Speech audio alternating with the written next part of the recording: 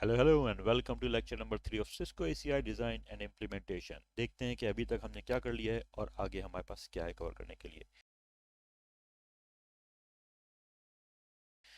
SDN architecture and types, ACI components and architecture, ACI real world example, ये हमने cover किया है ACI overview में। इसको एक दफ़ा क्विकली रिकैप करते हैं। एसडीएन आर्किटेक्चर क्या है? ये हमारे एक इंजीनियर साहब बैठे हैं, इंजीनियर माना, ठीक है। ये कनेक्ट है लैपटॉप से, लैपटॉप हमारा कनेक्ट है एक अदर कंट्रोलर से, ठीक है। कंट्रोलर कनेक्ट है आपके रूटर से या आपकी स्विच जो भी डिवाइस है से। अब अगर इन साहब को, इंजीनियर माना को, एक्सेस करनी है डिवाइसेस, तो ये डायरेक्ट एक्सेस करेंगे? नहीं भाई, नहीं करेंगे डायरेक्ट एक्सेस। क्यों? क्योंकि एसडीएन कहता है कि सारी डिवाइसेस मैंने जो है वो कंट्रोलर पर रजिस्टर कर दी हैं। आप रजिस्टर आप सॉरी कंट्रोलर पे आइए और जो डिवाइसेस रजिस्टर्ड हैं उनके लिए कमांड्स लिखिए और उसको पुश कर दीजिए, ठीक है। सारी डिवाइसेस कॉन्फ़िगर हो जाएंगी ऐसे। उसके बाद हमारे पास आता है एस डी एन के टाइप्स। एस डी एन के टाइप्स में पहला होता है S D A. S D A कहाँ यूज़ करते हैं? कैंपस नेटवर्किंग में। कैंपस नेटवर्किंग में कौन होता है हमारे पास? एंड यूजर्स ज़्यादा होते हैं, ठीक। और उसके बाद हमारे पास आया जनाब ए सी आई। ए सी आई कहाँ यूज़ होता है? डाटा सेंटर में। डाटा सेंटर में कौन सी डिवाइसेस होती हैं? सर्वर्स होते हैं। और फिर जनाब आया third type of S D N है एस डी वैन, जो कि नाम से पता चल रहा है कि वैन साइट या रिमोट साइट्स के लिए, ठीक। अब देखते हैं ए C I architecture. A C I architecture क्या कहता है कि भाई आप ऐसा कहें, जो आपका एग्जिस्टिंग या ट्रेडिशनल 3 टीयर आर्किटेक्चर उसको भूल जाइए और 2 टीयर पे आ जाइए। मतलब कि ये आपका हो गया spine spine, leaf leaf leaf. A C I architecture कहता है कि हर स्पाइन हर लीफ से कनेक्ट होगा, ठीक है। स्पाइन आपस में कनेक्ट नहीं होंगे, लीफ लीफ आपस में कनेक्ट नहीं होंगे। अगर आप करने की कोशिश करेंगे तो एरर आ जाएगा। अब ये इसका बेनिफिट क्या है? इसका बेनिफिट ये है कि भाई हमारे पास यहाँ पे लूपिंग नहीं होती। ए सी आई आर्किटेक्चर में लूप नहीं बनता, तो no S T P, spanning tree protocol की ज़रूरत ही नहीं है। फिर ये यहाँ पे क्या होता है कि अगर कलर चेंज करें तो अच्छा समझ में आएगा कि ये leaf one, leaf two, leaf three, हर लीफ का दूसरे लीफ से जितने भी नंबर ऑफ कनेक्शंस हैं वो सेम कॉस्ट के होंगे। इस सिनेरियो में क्योंकि हमारे पास नंबर ऑफ डिवाइसेस कम है, तो L1 से L2 पे जाने के लिए एक रूट ये रहा, दूसरा रूट ये रहा। अब अगर आपके पास ज़्यादा डिवाइसेस होंगी तो फिर जाहिर सी बात है आपके नंबर ऑफ पार्ट्स या नंबर ऑफ रूट्स बढ़ जाएंगे। और जब नंबर ऑफ रूट्स बढ़ जाएंगे तो जाहिर सी बात है आपकी स्पीड बेटर होगी। क्यों? ऐसा क्यों होगा? भाई यहाँ पे नंबर ऑफ रूट्स जितने भी हैं वो सब इक्वल कॉस्ट होंगे। मतलब कि आपको ई सी एम पी मिल गया, सॉरी ई सी एम पी मिल गया, इक्वल कॉस्ट मल्टीपाथ रूटिंग। और इक्वल कॉस्ट मल्टीपाथ रूटिंग लेके आता है आपके लिए एक लोड बैलेंसिंग का सरप्राइज। लोड बैलेंसिंग लेके आता है आपके लिए भी। मुझे लग रहा है गलत जगह पे लिख रहा हूँ मैं। ओके, लोड बैलेंसिंग लेके आता है, ठीक है। अब इसकी देखते हैं कि रियल वर्ल्ड एग्जांपल क्या है, वो मैं बहुत देर से दे रहा हूँ। एसीआई यूज होता है डेटा सेंटर में, और कहाँ होता है? बैंक्स में। और कहाँ हो सकता है? डेटा सेंटर्स में। हर उस जगह जहाँ पे आपके सर्वर्स रखे हों, खास तौर से मल्टीपल लोकेशन पे, या आपके रिसोर्सेज हों मल्टीपल लोकेशन पे, वहाँ पे एसीआई यूज होता है, ठीक है। ये 40 मिनट का तकरीबन लेक्चर था जो मैंने क्विकली 4 मिनट और 10 सेकंड में दे दिया। वाह क्या ज़बरदस्त काम किया है। अब देखते हैं कि आगे एसीआई फैब्रिक में हमारे पास क्या है। देखेंगे कि कौन से प्रोटोकॉल यूज़ होते हैं और और ट्रैफिक फ्लो कैसे होता है। और फिर यहीं से हम अपनी पहली लैब, या ये कह लें कि मैं फैब्रिक डिस्कवरी करके दिखाऊंगा, ठीक है। लैब नहीं है, फैब्रिक डिस्कवरी करके दिखाएंगे, राइट। ओके, तो यहाँ पे हमारे पास देखते हैं कौन से प्रोटोकॉल्स रन होते हैं एसीआई फैब्रिक में। स्पाइंस और लीव्स आपस में कनेक्ट है, एपिक लीव से कनेक्ट है। जब एपिक को बिल्ड करते हैं वेरी फर्स्ट टाइम, जब आप इंस्टॉल करते हैं तो आपको सिस्टम आईपी देनी पड़ती है, ठीक है। यूज़र नेम पासवर्ड देना होता है, ये पहले भी बता चुका हूँ। फिर DHCP पूल बाय डिफ़ॉल्ट, ये DHCP पूल बेसिकली ये टैप पूल है, ये अभी पता चल जाएगा एक दो चार स्लाइड में आगे कि टैप पूल क्या होता है। ठीक, DHCP पूल बना होता है। इस पूल की जो डिफ़ॉल्ट इसका सबनेट होता है वो ये होता है 00.10.1.0.0/16। जब एपिक लीफ से कनेक्ट होता है तो DHCP पूल से आईपी एक यहाँ पे असाइन होती है इंटरफेस के ऊपर। फिर जितनी भी डिवाइसेस लीव्स और स्पाइंस लगे हुए सब पे आईपी आ जाती है। ये आईपी एड्रेस किसी इंटरफेस पे नहीं है, ये आईपी एड्रेस इस इंटरफेस पे नहीं है। ये IP address it's like a loop back address. ठीक है, ये लूप बैक एड्रेस है स्पाइंस और लीव्स के ऊपर। इसका क्या यूज़ है? पहला यूज़ तो ये है कि भाई ये मैनेजमेंट के लिए यूज़ होता है। ठीक है, सेकंड यूज़ है इसका कंट्रोल प्लान के लिए भी यही आईपी यूज़ होती है।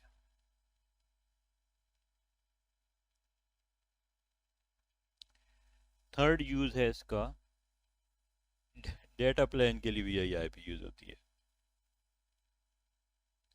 और फोर्थ यूज़ है इसका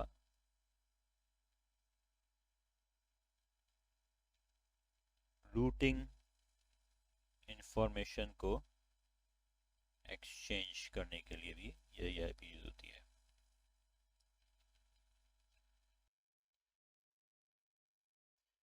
राइट, तो यहाँ पे जो फैब्रिक है स्पाइन और लीव्स के बिटवीन जो कनेक्शन है, तो कलर चेंज कर देते हैं तो आसानी होगी थोड़ी। इस एरिया में पिछली स्लाइड में भी दिखाया था कि यहाँ पे चलता है आई एस। अभी जब ट्रैफिक फ्लो और फैब्रिक डिस्कवरी पढ़ेंगे ना तो इसको डिटेल में देखेंगे कि यहाँ पे VX लाइन क्या कर रहा है, यहाँ पे आई एस क्या कर रहा है, यहाँ पे इसका पिम भी है और यहाँ पे कूप है। यहाँ पे एक और प्रोटोकॉल चलता है MPBGP, वो आगे जाके आएगा लेकिन मैं बता देता हूँ कि यहाँ पे वो भी चल रहा होता है MPBGP।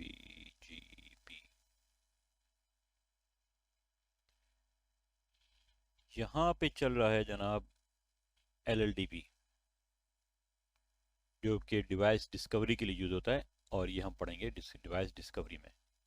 ठीक, यहाँ पे हमारे पास पूरे इन्वायरमेंट में ACI इन्वायरमेंट में STP नहीं है। No STP, spanning tree protocol नहीं है। क्यों?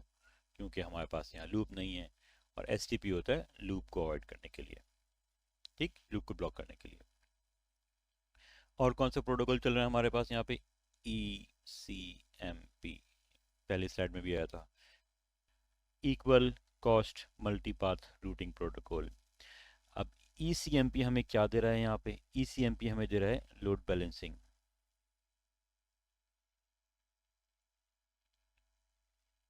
कैसे?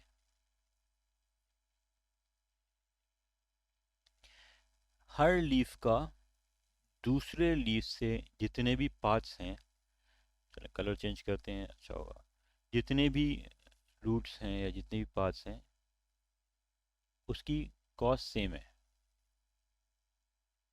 ठीक है, हमारे पास जो है वो सिर्फ 2 पार्ट्स हैं। अगर मैं नंबर ऑफ स्पाइंस बढ़ा दूं तो नंबर ऑफ रूट्स या नंबर ऑफ पार्ट्स भी बढ़ जाएंगे, लेकिन जितने भी नंबर ऑफ पार्ट्स होंगे सबकी कॉस्ट हमेशा सेम रहेगी।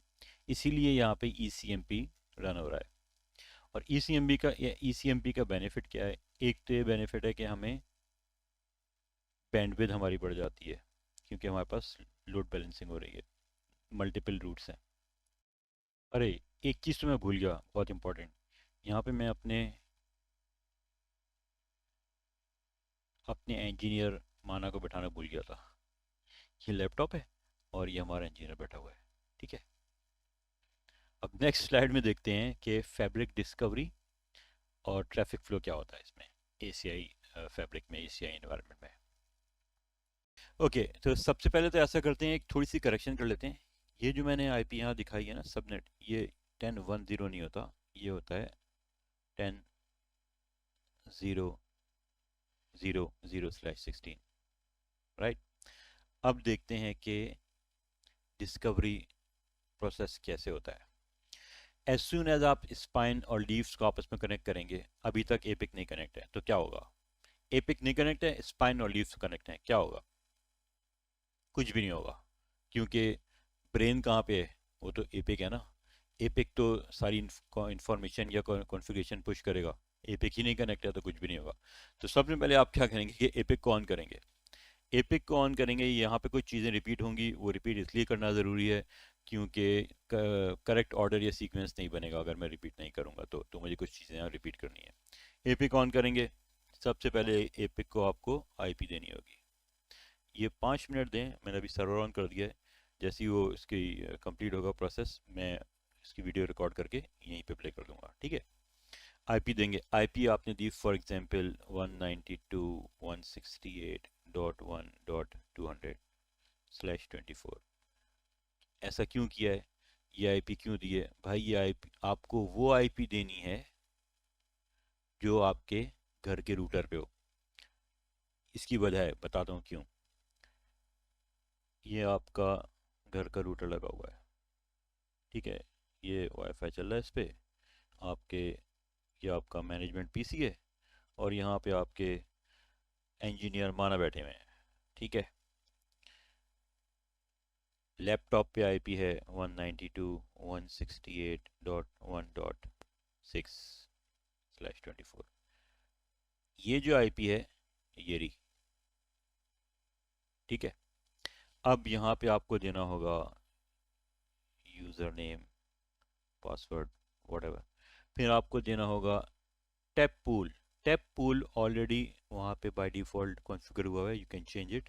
और ये है वन, ये है 10.0.0.0/16।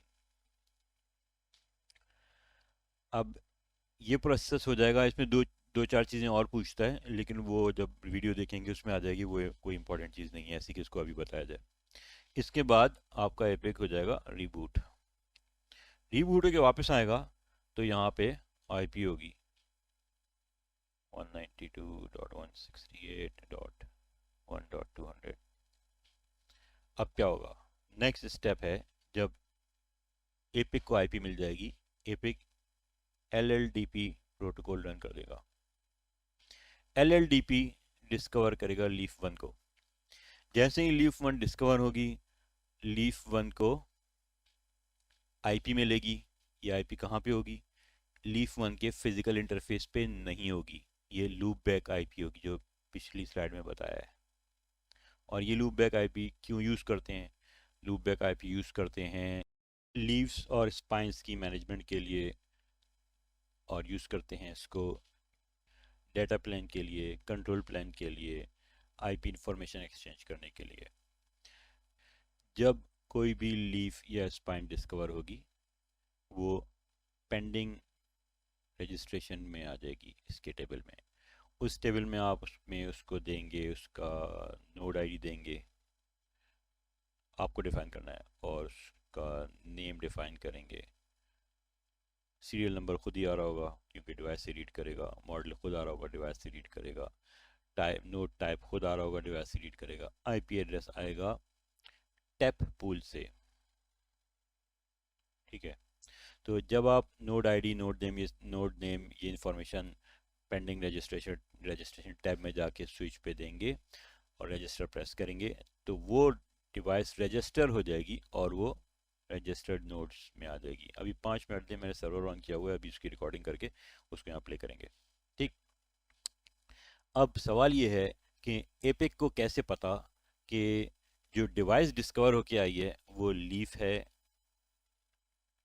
या स्पाइन है? पता ऐसे चलेगा कि सीरियल नंबर से पता नहीं चलेगा मॉडल से पता चलेगा।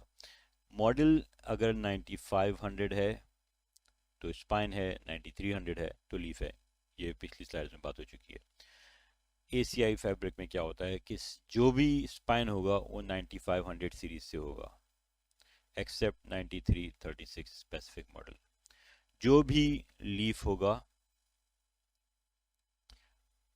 वो 9300 सीरीज से होगा।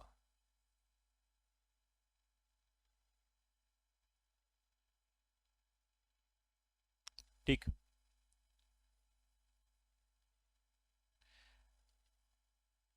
जब डिवाइस रजिस्टर यहाँ हो जाएगी तो सिम्युलेटर हम यूज़ कर रहे हैं, सिम्युलेटर में डिवाइस का सीरियल नंबर हो नहीं सकता, तो इसको टैप 101 आप देखेंगे यहाँ लिखा हुआ। तो हमारी एक डिवाइस रजिस्टर होके यहाँ पे आ गई। अब क्या होगा, जब लीफ वन रजिस्टर हो गई, लूपबैक आईपी मिल गई, एपिक पे रजिस्टर आ गई, रजिस्टर डिवाइस है दिख रही है उसमें एपिक में। अब लीफ वन क्या करेगी, लीफ वन कहेगी भाई मैं तो डिस्कवर हो गई हूँ, अब मैं ऐसा करती हूँ कि देखती हूँ कि मेरी पोर्ट्स पे क्या कनेक्ट है।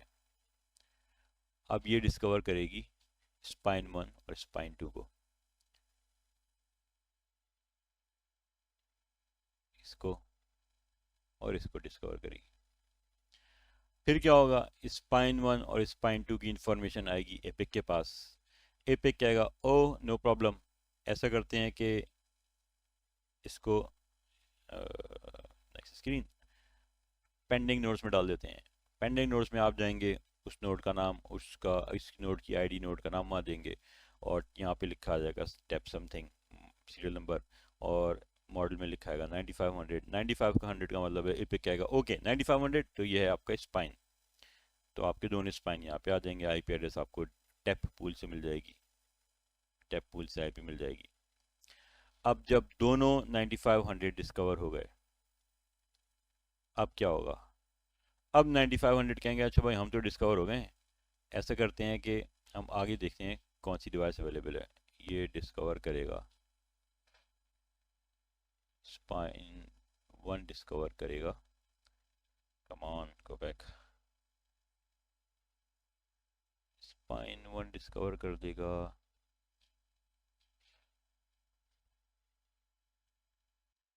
लीफ टू और लीफ थ्री को। अब spine one leaf two leaf three को तो डिस्कवर करेगा, फिर क्या होगा, उसके बाद स्पाइन टू भी लीफ टू और लीफ थ्री को डिस्कवर करेगा।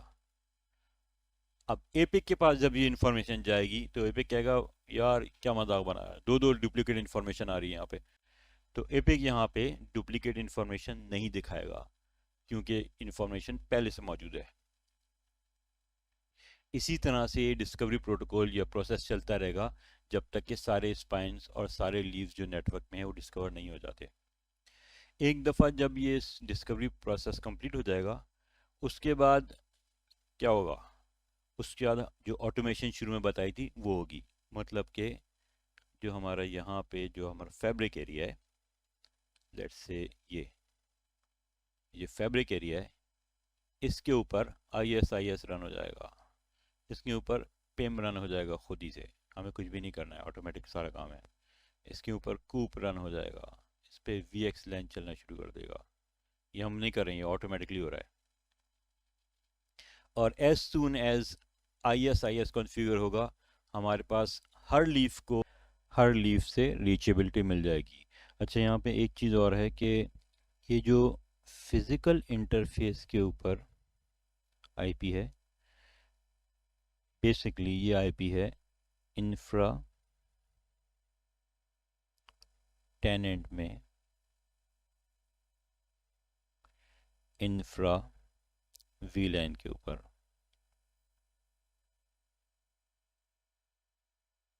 ठीक है, और बाय डिफ़ॉल्ट ये VLAN नंबर होता है 4। इसको चेंज कर सकते हैं लेकिन सिस्को ने डिफ़ॉल्ट 4 रखा हुआ है। अच्छा यहाँ पे इंफ्रा टेनेंट की बात आई तो मुझे याद है कि इंटरव्यू में और एग्ज़ाम में ख़ास तौर से सवाल आता है, एग्ज़ाम में मेरे पास आया था सवाल कि ACI के डिफ़ॉल्ट टेनेंट्स कौन से हैं। ये ड्रैग एंड ड्रॉप में आया था। पहला है आपका कॉमन, फिर आपका है इंफ्रा, फिर है मैनेजमेंट।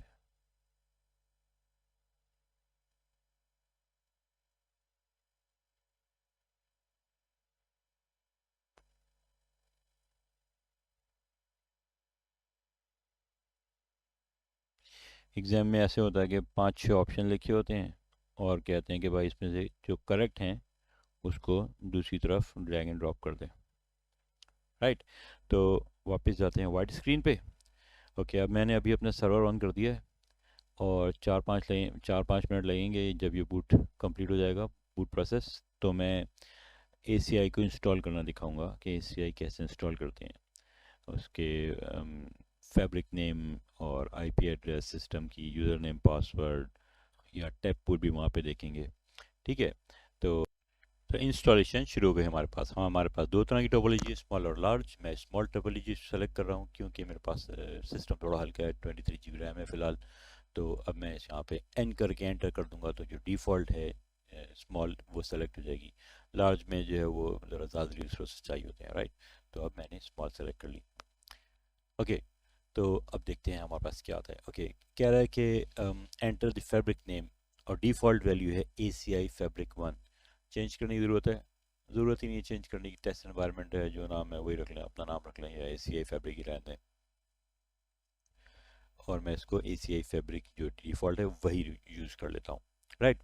तो अब मैं यहाँ पे एंटर करूँगा तो फिर मेरे पास नेक्स्ट लाइन आ जाएगी और आगे हमारे पास fabric ID, number of active controller, मुझे सब चीज़ डिफ़ॉल्ट चाहिए, कुछ मैं चेंज नहीं कर रहा हूँ। अब जो चेंज करना वो होना होगा वो अभी आने वाला है। ओके, कंट्रोलर नेम नहीं चेंज करना है, टैब पूल नहीं चेंज करना है, VLAN 4 भी नहीं चेंज करना है। अब मेरे पास आएगी एपिक की IP। ठीक, अब मैं इसको चेंज कर रहा हूँ क्योंकि मेरे पास ये घर पे नेटवर्क चल रहा है। 192.168.1.245/24 मैं ये यूज़ करूँगा यहाँ पे। 192.168.10 मेरे पास घर पे चल रहा है इसलिए यूज़ नहीं कर रहा हूँ, राइट। 192.168.1.245/24। अब डिफ़ॉल्ट गेट है 192.168.1.254, राइट। अब मुझे स्पीड डुप्लेक्स चेंज नहीं करनी है, मैं यही वैल्यू यूज़ करूँगा। तो मैं एंटर कर दूंगा, ये ऑटोमेटिक ऑटो पे चला जाएगा। अब मुझे स्ट्रॉन्ग पासवर्ड नहीं चाहिए क्योंकि टेस्ट एनवायरनमेंट है और मैं पासवर्ड अपना रख रहा हूँ Cisco123। Confirm password, enter, confirm password, right. अब ये कोई पूछ रहा कुछ एडिट करना है? नहीं भाई, कुछ एडिट नहीं करना है, जो भी किया है वो सही हमने वैल्यूज़ डाली हैं। अब ये मैं एंटर करूँगा और ये कॉन्फ़िगरेशन को सेव करेगा और फिर मुझे लॉगिन स्क्रीन दिखाएगा, राइट। और अब ये इसने शुरू कर दिया। अब लॉगिन स्क्रीन आएगी यकीनन, और मुझे लॉगिन नहीं करना है, मैं स्ट्रेट जाऊंगा GUI के ऊपर। ओके, ये है हमारा एपिक का ग्राफिकल यूज़र इंटरफेस। इससे पहले जब मैंने एपिक इंस्टॉल किया था तो मैंने वो अपने लोकल सर्वर पे VM पे इंस्टॉल करके दिखाया था, क्योंकि डी क्लाउड के ऊपर एपिक की इंस्टॉलेशन नहीं देख सकते, ये ऑलरेडी इंस्टॉल हुआ हुआ है। तो इंस्टॉलेशन मैंने अपने VM पे करके दिखाई थी और अभी हम डी क्लाउड के ऊपर हैं। तो लेट्स लॉग इन। CISCO12345, ये हमारी फर्स्ट स्क्रीन है। हम चलिए स्टार्ट करते हैं। अब ये पूछ रहा है कि बेसिक कॉन्फ़िगरेशन विज़ार्ड के थ्रू करनी है कि मैनुअल करनी है, तो मुझे इनकी हेल्प नहीं चाहिए, हम खुद ही कर लेंगे। तो ओके, ये आपका डैशबोर्ड है। जब डिवाइसेस रजिस्टर्ड और इंस्टॉल हो जाएंगी तो यहाँ पे अपीयर हो जाएंगी। ठीक है, तो अब पहले तो डिवाइसेस को डिस्कवर करते हैं, फैब्रिक डिस्कवरी पे जाते हैं। फैब्रिक पे गए, इन्वेंट्री पे ही ऑलरेडी है, इन्वेंट्री पे गए, उसके बाद फैब्रिक मेंबरशिप पे गए। अब देखते हैं कि डिवाइसेस कहाँ नज़र आ रही हैं। कहीं कोई डिवाइस है, रजिस्टर्ड डिवाइस में 0, पेंडिंग रजिस्ट्रेशन 1 आ गई, हमारे पास एक डिवाइस है पेंडिंग में। ओके, तो हमारी फर्स्ट डिवाइस डिस्कवर हो गई है। अभी डिस्कवर हुई है, रजिस्टर नहीं हुई है। और मैं रिमाइंड कराता हूँ कि डिस्कवर हुई कैसे है। ये हमारा स्पाइन लगे हैं दो, ये हमारे लीफ लगे हैं, स्पाइन स्पाइन लीफ लीफ, यहाँ पे हमारा एपिक कनेक्ट है, यहाँ पे चल रहा है LLDP। अब LLDP ने पहला लीफ डिस्कवर कर लिया है, ठीक है। अब जब हम पहले लीफ को रजिस्टर कर देंगे, ये रजिस्टर हो जाएगा, उसके बाद ये स्पाइंस को डिस्कवर करेगा और फिर स्पाइन जो है वो फर्दर डिवाइसेस को डिस्कवर करेंगी, ठीक है। तो अब देखते हैं यहाँ पे, इसको रजिस्टर करते हैं और देखते हैं फिर क्या होता है। चलें, राइट क्लिक किया। अच्छा, सीरियल नंबर हमारे पास स्टेप 101 दिख रहा है, क्योंकि ये वर्चुअल एनवायरनमेंट है, ये सिमुलेटर है, यहाँ पे डिवाइसेस के सीरियल नंबर नहीं है हमारे पास। फिर हमारे पास पॉड आईडी है, पॉड आईडी हम 1 ही रखेंगे, क्योंकि पॉड जैसे कि ये समझ लें कि एक डेटा सेंटर हमने एज्यूम कर लिए कि एक पॉड है। नोड आईडी हम सेट करेंगे, इसका नेम हम सेट करेंगे। अब सवाल ये है कि इसको कैसे पता चला कि ये लीफ है, जो डिवाइस डिस्कवर हुई है वो लीफ है, कैसे पता चला? ऐसे पता चला कि जैसे शुरू में बताया था कि ACI एनवायरनमेंट में सिर्फ नेक्सस स्विचेस यूज़ हो सकते हैं, और वो भी ACI मोड में, और वो भी सिर्फ 9500 9300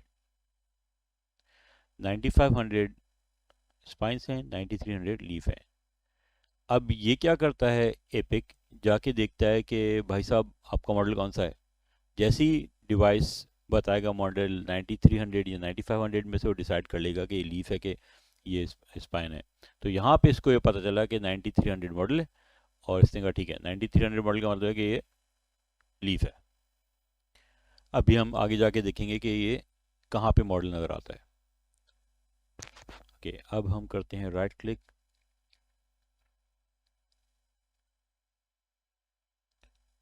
रजिस्टर किया, पॉड 1, नोड आईडी 101, ये आप जो मर्जी रख सकते हैं, लेकिन आसानी के लिए, कंसिस्टेंसी के लिए 101 कर लिया है। और नोड नेम लीफ 101, ताकि आगे प्रॉब्लम नहीं हो आइडेंटिफाई करने में कि नोड आईडी क्या है और नेम क्या है, तो हम सेम रख रहे हैं। रजिस्टर कर दिया। अब ये यहाँ से उठ के डिवाइस जो है ये आ जाएगी यहाँ पे रजिस्टर्ड नोट्स में। 2-4 मिनट लगेंगे, और जब तक मैं जो हूँ वीडियो को पॉज कर रहा हूँ।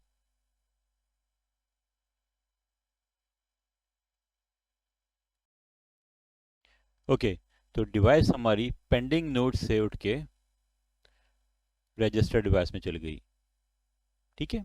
टैप 101 हमने ये डिस्कवर की थी। अब यहाँ पे मॉडल दिखा रहा है 93 96। अभी ये डिवाइस की स्टेटस इनएक्टिव है, अभी 2-4 मिनट लगेंगे, ये एक्टिव हो जाएगी। अब देखते हैं कि पेंडिंग नोड्स पेंडिंग में क्या है। ओके, अभी 1-2 मिनट और लगेंगे, जब ये डिवाइस एक्टिव हो जाएगी तो हमारे पास बाकी डिवाइसेस आ जाएंगी, और मैं जब तक के लिए वीडियो को पॉज कर रहा हूँ।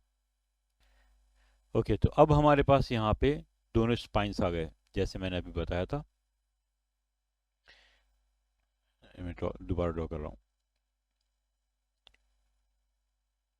ये स्पाइन, ये लीफ,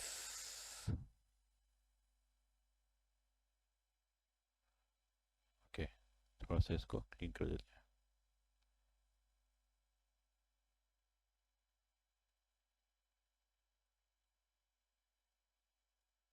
ये एपिक ने पहले डिस्कवर किया लीफ, अब इस लीफ ने डिस्कवर किया स्पाइन को, दोनों स्पाइंस को, और ये हमारे पास यहाँ पे दिख रहे हैं दोनों स्पाइंस, ठीक है, ये रहा। अब ऐसा करते हैं कि इनको रजिस्टर करते हैं।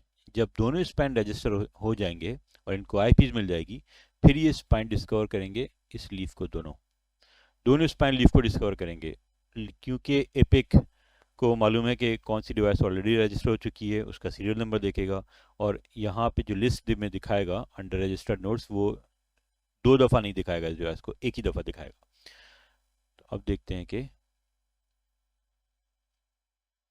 अब रजिस्टर करते हैं इस डिवाइस को।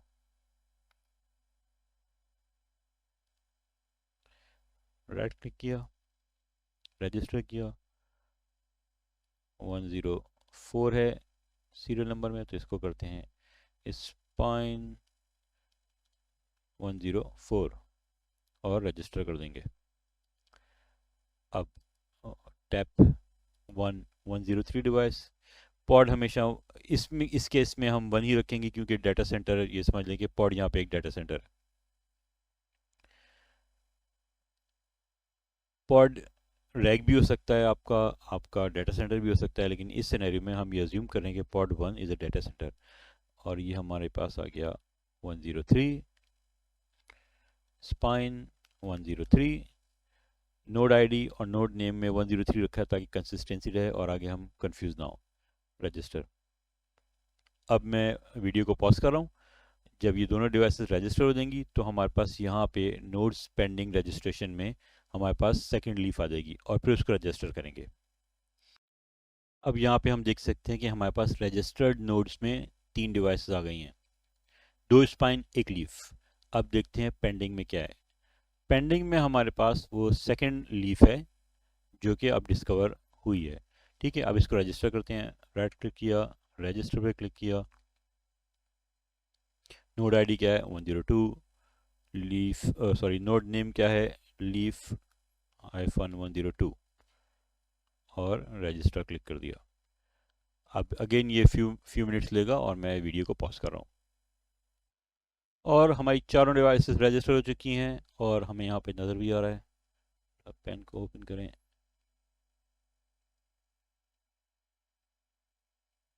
ओके, 2 लीफ और 2 स्पाइन। लीफ के मॉडल नंबर है 9300 सीरीज़ का है, स्पाइन है 9500 सीरीज़ का। नोड आईडी जो है वो हमने, हमारी मर्जी, हम जो मर्जी नोड आईडी दें। यहाँ पे मैंने कंसिस्टेंसी के लिए रखा है 101 क्योंकि सीरियल नंबर में 101 लिखा हुआ है। सीरियल नंबर हमारे पास एक्चुअल नहीं है क्योंकि ये सिमुलेटर यूज़ कर रहे हैं।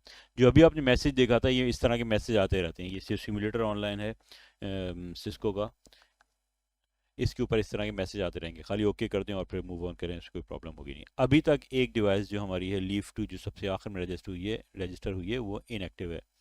अभी मैं इसको दोबारा से पॉज करता हूँ वीडियो को और ये 1-2-3 मिनट लेगा और ये एक्टिव हो जाएगी। पहले इसको डिलीट कर देते हैं। स्क्रीन क्लियर हो गई और मैं वीडियो पॉज कर रहा हूँ अभी।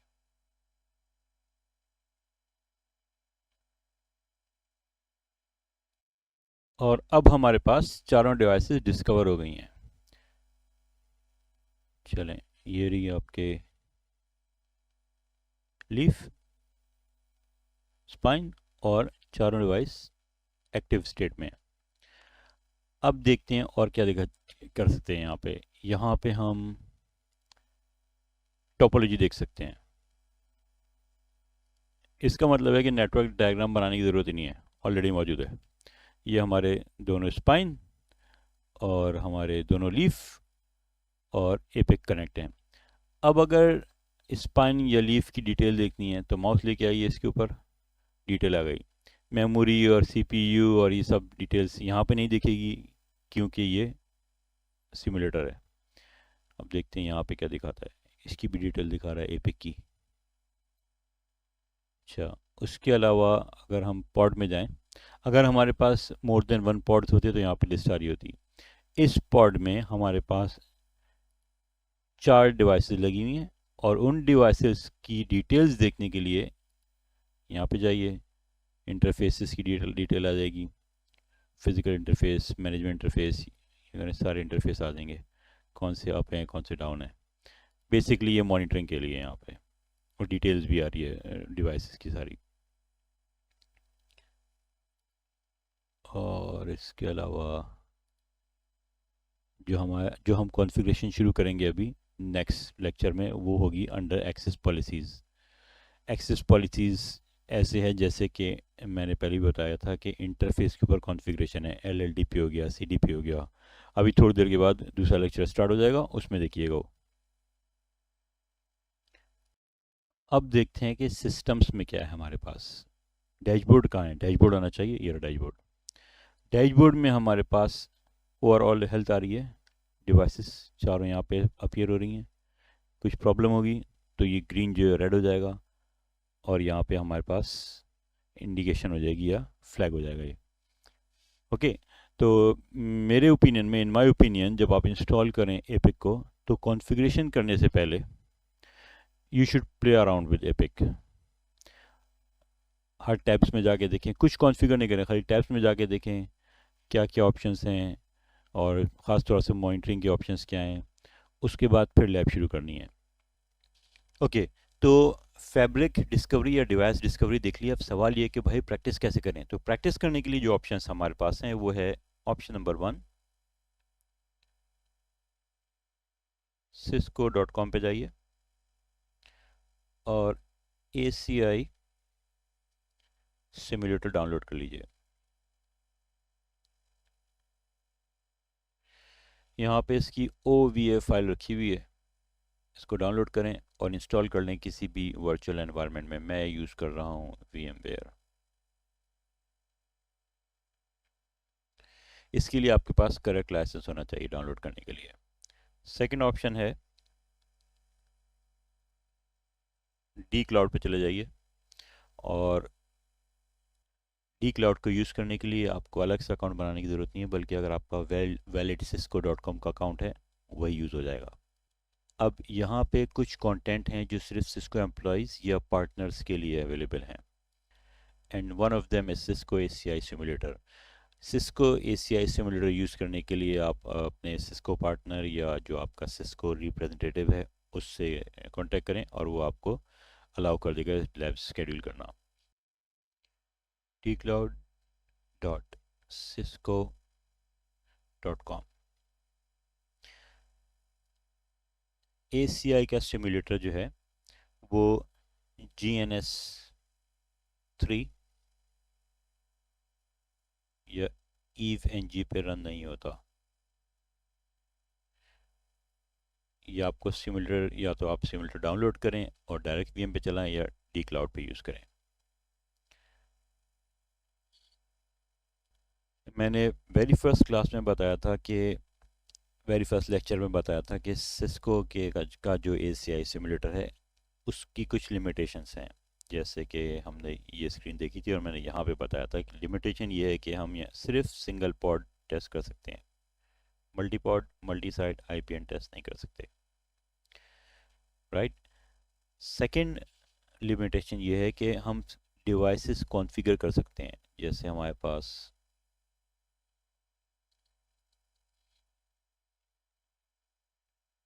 स्पाइंस और लीव्स को कॉन्फ़िगर कर सकते हैं, टेस्ट नहीं कर सकते।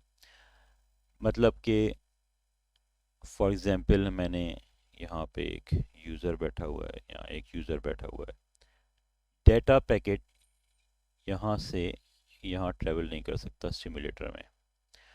हम क्या कर सकते हैं कि लीव्स को कॉन्फ़िगर करें, उसकी कॉन्फ़िगरेशन विजुअली डबल चेक करें, ट्रिपल चेक करें, लेकिन टेस्टिंग अलाउ नहीं है इसमें। मतलब testing not allowed, no testing.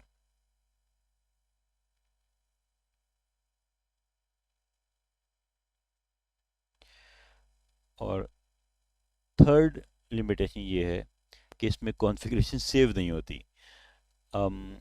अगर आपने for example fabric access policy की लैब की, अगर उसके बाद आपने अपना VM आपके पास VM के ऊपर हो या आपके पास डी क्लाउड पे हो, रीस्टार्ट कर दिया तो सारी कॉन्फ़िगरेशन गायब हो जाएगी। Can not save configuration. इसकी वॉलेटाइल मेमोरी है, तो एवरी टाइम जब आप कॉन्फ़िगर करेंगे तो आपको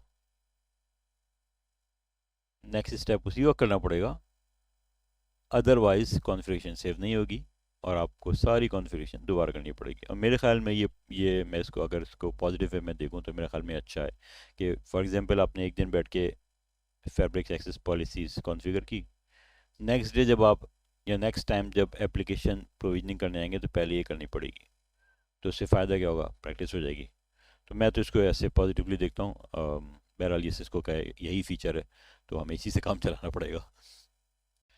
अब देखते हैं कि ACI फैब्रिक में ट्रैफिक फ्लो कैसे होता है। अक्सर इंटरव्यू में सवाल आता है कि आप इंटरनेट ब्राउज़र ओपन कीजिए, उस पर लिखिए facebook.com और एंटर हिट कीजिए। अब आप पैकेट लाइफ डिस्कस कीजिए कि सबसे पहले क्या होगा, फिर पैकेट कहाँ जाएगा, फिर कहाँ जाएगा। इसी तरह से ACI फैब्रिक में भी हो सकता है। आपसे सवाल किया कि ये बता दो भाई कि आपका फ्रेम अराइव हुआ लीफ 1 पे, अब क्या होगा, कहाँ जाएगा, डेस्टिनेशन के ऊपर जाने के लिए कौन कौन से प्रोटोकॉल बीच में यूज़ होंगे। ठीक है, तो सबसे पहले तो हम यहाँ पे ड्रॉ करते हैं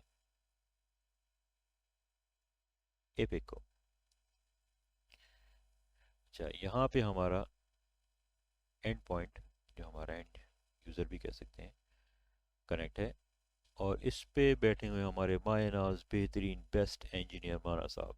ठीक, अब माना साहब को अपना एक कोई पैकेट सेंड करना है, यहाँ से लेके यहाँ पे, ये डेस्टिनेशन है। अब देखते हैं क्या होगा जब ये लैपटॉप लीफ 1 से कनेक्ट होगा। तो जैसे हमारे पास कैटलिस्ट स्विचेस में होता है MAC address, IP address interface table maintain होता है, आर्प टेबल या मैक एड्रेस टेबल। तो आर्प टेबल में हमारे पास ये डिटेल होती है वहाँ पे, और यहाँ पे हमारे पास लीफ अपने ऊपर मेंटेन करता है लोकल स्टेशन टेबल, जिसमें डिटेल्स होती है एंड यूज़र के मैक, आईपी और इंटरफेस की। जैसे ही ये टेबल यहाँ पे मेंटेन होगा, टेबल बनेगा, लीफ क्या करेगा, इस इंफॉर्मेशन को उठाएगा और सेंड कर देगा स्पाइन के ऊपर। स्पाइन ये इंफॉर्मेशन लेगा और इससे अपने अपने पास टेबल बनाएगा, ग्लोबल स्टेशन टेबल। और ये जो लीफ से स्पाइन के ऊपर इंफॉर्मेशन जा रही है, ये जाएगी कूप प्रोटोकॉल यूज करते हुए। कूप का मतलब होता है काउंसिल ऑफ ओरेकल प्रोटोकॉल।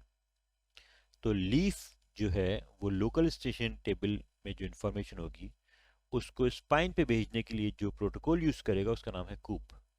अब स्पाइन क्या करेगा, स्पाइन इस इंफॉर्मेशन को बाकी जितने भी स्पाइंस हैं उन पे भेज देगा। कुछ लोग होते हैं ना महल्ले में, जो ऑफिस में भी होते हैं जिनको अगर कुछ आप बता देते वो सबको बता देते हैं, बस स्पाइन यही काम करेगा यहाँ पे।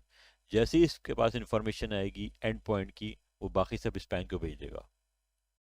अब देखते हैं जब फ्रेम आ रहा होगा तो क्या होगा। यहाँ से फ्रेम पहुंचा लीफ के ऊपर। लीफ पहले चेक करेगा कि लोकल स्टेशन टेबल पे इंफॉर्मेशन है डेस्टिनेशन की या नहीं। तो हमारे केस में इंफॉर्मेशन नहीं है। तो लीफ क्या करेगा कि इस फ्रेम को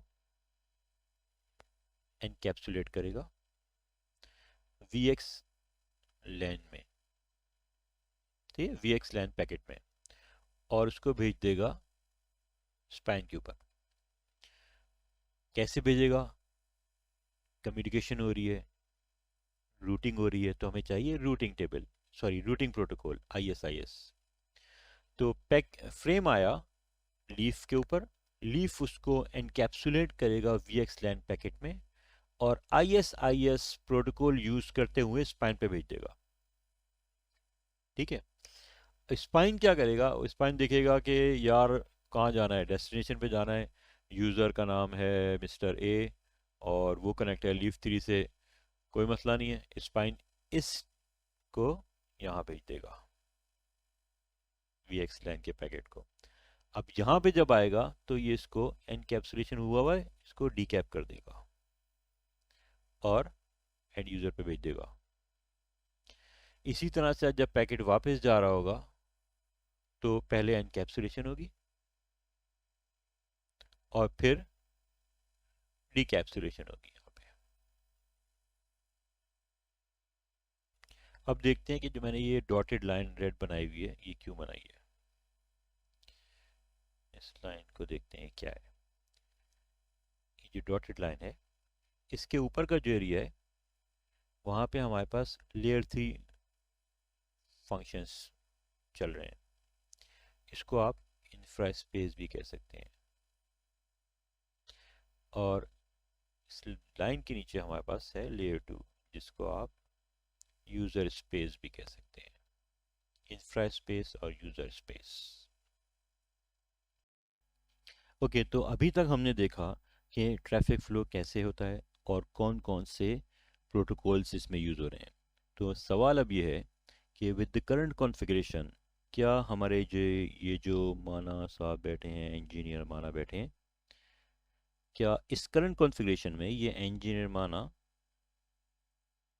लैपटॉप ए या यूज़र ए को मैसेज सेंड कर सकता है, कम्युनिकेशन हो सकती है? तो जवाब है नहीं भाई, नहीं हो सकती। क्यों नहीं हो सकती? तो असल में जो हमारे पास जो कॉन्फ़िगरेशन अभी हुई हुई है फैब्रिक पे, वो हमने तो नहीं किया ना, वो तो ऑटोमेटिकली हुई है। ISIS, VLAN, कूप हमने तो नहीं किया है, और तो ऑटोमेटिकली हुआ है। तो कम्युनिकेशन कैसे होगी? कोई रूल्स नहीं है, कोई पॉलिसी नहीं है, कुछ भी नहीं डिफाइन किया है, तो कैसे होगी कम्युनिकेशन?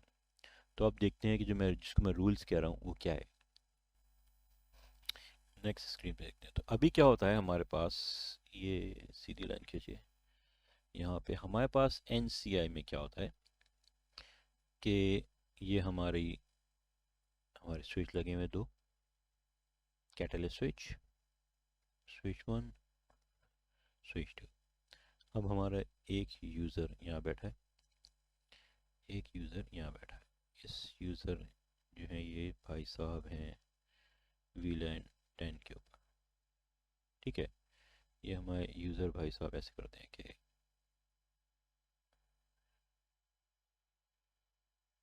VLAN 10 पे यूज़र ए बैठा है, VLAN 10 पे यूज़र बी बैठा है, अलग अलग स्विचेस पे। अब VLAN 20 पे यूज़र सी बैठा है, VLAN 20 पे यूज़र डी बैठा है। अब बाय डिफ़ॉल्ट VLAN ए का यूज़र VLAN बी के यूज़र से कम्युनिकेशन कर सकता है किसी भी स्विच पे, क्योंकि ये हमारा ट्रंक है यहाँ पे, ठीक है। तो VLAN 10 का user which is user A, VLAN 10 की user which is user B communication by default कर सकता है। और VLAN 10 का यूज़र VLAN 20 के यूज़र से बाय डिफ़ॉल्ट कम्युनिकेशन नहीं कर सकता। जो इंटर VLAN रूटिंग होती है उसको अभी आप नहीं सोचिए। तो बाय डिफ़ॉल्ट क्या होता है NCI में? NCI नेटवर्क सेंट्रिक इंफ्रास्ट्रक्चर, ये उसको कहते हैं जहाँ पे कम्युनिकेशन नेटवर्क के ऊपर, या ये कह लें कि VLAN या सबनेट के ऊपर डिपेंड करती है। यहाँ पे ऐसे ही हो रहा है। VLAN 10 के यूज़र आपस में कम्युनिकेशन कर सकते हैं बाय डिफ़ॉल्ट, और VLAN 10 और VLAN 20 के यूज़र बाय डिफ़ॉल्ट कम्युनिकेशन नहीं कर सकते। अब देखते हैं ACI क्या कहता है। ACI कहता है भाई आप ऐसा करें कि EPGP के बारे में सोचें। EPG होता है एंड पॉइंट ग्रुप। अब देखते हैं एंड पॉइंट ग्रुप क्या है। ये हमारा है स्पाइन 1, स्पाइन 2, लीफ 1, लीफ 2, और ये आपस में ऐसे कनेक्ट है।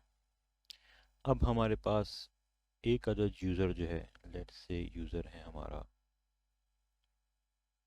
यहाँ कनेक्ट है, VLAN 10 में है यूज़र A, VLAN 10 में है यूज़र B,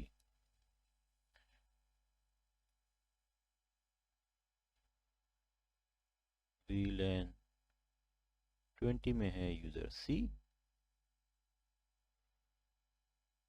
VLAN 20 में है यूज़र D। अब ACI इन्वायरमेंट में अगर VLAN 10 और VLAN 20 एक ही EPG में है, EPG X फॉर एग्जांपल, तो वो कम्युनिकेशन कर सकते हैं। ACI कहता है कि अगर कोई भी यूज़र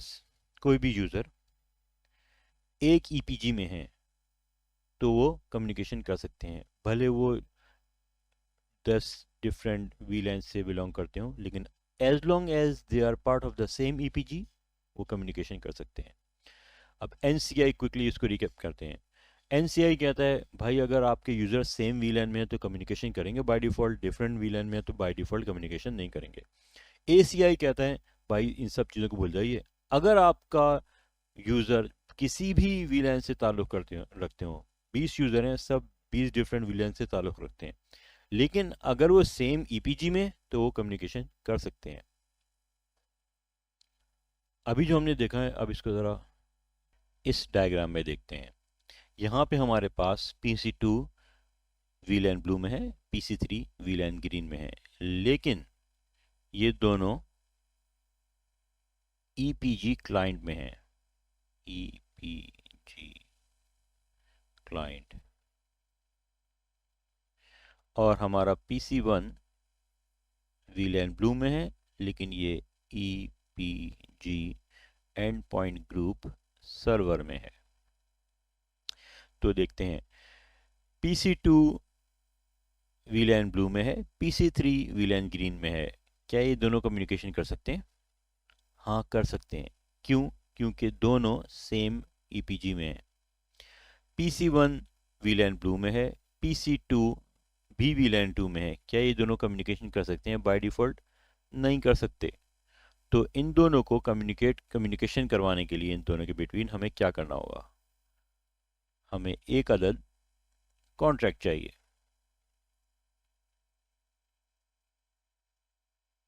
कॉन्ट्रैक्ट क्या है? कॉन्ट्रैक्ट को आप कंपेयर कर सकते हैं ACL से। जैसे कि फायरवॉल पे जब आपको पोर्ट ओपन करनी होती है तो आप सोर्स आईपी,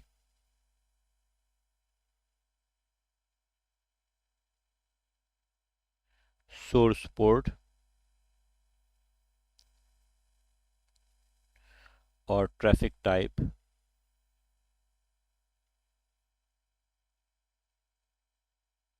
जैसे कि HTTP या HTTPS है या SSH है, जो भी ट्रैफिक टाइप है, और फिर डेस्टिनेशन पोर्ट, डेस्टिनेशन आईपी और डेस्टिनेशन टाइप डिफाइन करते हैं। यही चीज़ अगर यहाँ पे करें ACI एनवायरनमेंट में तो इसको कॉन्ट्रैक्ट कहते हैं। इसीलिए मैं कह रहा था कि इसको कॉन्ट्रैक्ट को ACL से कंपेयर कर सकते हैं। अब यहाँ पे एक चीज़ और देखते हैं, जब कॉन्ट्रैक्ट अप्लाई करेंगे तो जो भी ईपीजी इनिशिएट करेगा कम्युनिकेशन को उसको कहेंगे कंज्यूमर,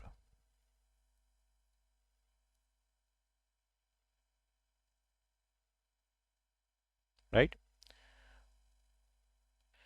और जो ईपीजी सर्विसेज प्रोवाइड कर रहा होगा, जैसे हमारे इस केस में सर्वर है, तो इसको कहेंगे प्रोवाइडर।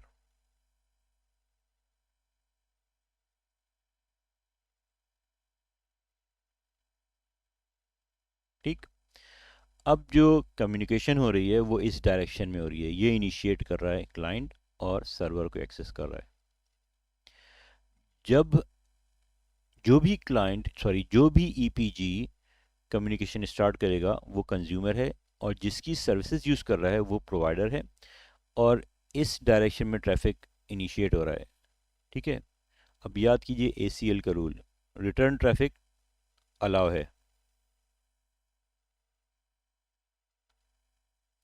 अब इसको एक्सप्लिसिटली ब्लॉक कर दें तो अलग बात है, लेकिन by default return traffic allow होता है। कंज्यूमर कम्युनिकेशन स्टार्ट कर रहा है, जा रहा है प्रोवाइडर के पास सर्विसेज यूज़ करने, तो रिटर्न ट्रैफिक अलाउ है। लेकिन अगर मैं ये चाहता हूँ कि मेरा जो सर्वर है वो कम्युनिकेशन स्टार्ट करे और जाके जो ईपीजी क्लाइंट है वहाँ पे कम्युनिकेशन करे या सर्विसेज यूज़ करे या कोई भी एक्शन परफॉर्म करे, तो इस केस में मेरा सर्वर जो है वो कंज्यूमर बन जाएगा और क्लाइंट जो है वो प्रोवाइडर बन जाएगा। इसका मतलब है मुझे कि इसका ये मतलब है कि मुझे एक और कॉन्ट्रैक्ट बनाना पड़ेगा और वो अप्लाई करना पड़ेगा इस डायरेक्शन में कम्युनिकेशन करवाने के लिए। आई होप कि ये समझ में आया होगा। अच्छा, एक चीज़ मैंने यहाँ पे नोटिस की है कि मैंने यहाँ के ऊपर डेस्टिनेशन टाइप लिख दी है। ये टाइप नहीं है, ये बेसिकली डेस्टिनेशन पोर्ट है।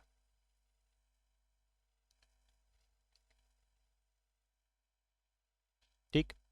अच्छा, इस पे मुझे याद आया पोर्ट के ऊपर कि जब मैंने स्टार्ट किया था जॉब करना, तो सपोर्ट में था एक फाइनेंस से खातून आई और कहने लगी कि उनकी फ़ाइल ट्रांसफ़र नहीं चल रही है। मैंने कहा अच्छा। मैंने चेक किया तो फायरवॉल के ऊपर पोर्ट ब्लॉक थी। मैंने उनसे कहा कि पोर्ट ब्लॉक है, मैं इसकी परमिशन लेके आपको पोर्ट ओपन कर देता हूँ। तो वो चली गई। फिर थोड़ी देर के बाद दोबारा आई और कहने लगी कि मैंने पोर्ट चेक कर ली और पोर्ट ब्लॉक नहीं है। मैंने कहा भाई कैसे पोर्ट चेक किया आपने, एक्सेस कहाँ से आया फायरवॉल का? तो कह रही है मेरी टेबल के नीचे जो पोर्ट्स हैं वो उसमें कोई भी ब्लॉक नहीं है।